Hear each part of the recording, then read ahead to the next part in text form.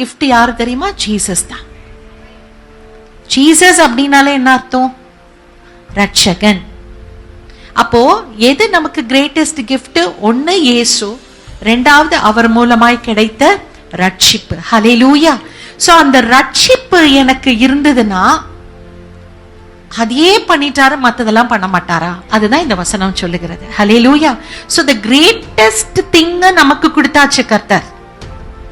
அப்போ நம்ம எதிராளிகள்கிட்ட இருந்து நம்மளை காப்பாத்துறது அவருக்கு ரொம்ப சின்ன விஷயம். வேதம் சொல்லுகிறது, பலன் உள்ளவனுக்காகிலும் பலன் அற்றவனுக்காகிலும் உதவி செய்கிறது அவருக்கு.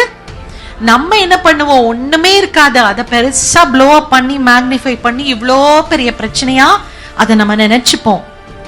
பட் அவருக்கு அது லேசான காரியம். ஹல்லேலூயா. பட் நம்முடைய எதிரி பாப்பா நம்ம கூட கர்த்தர் இருக்கிறத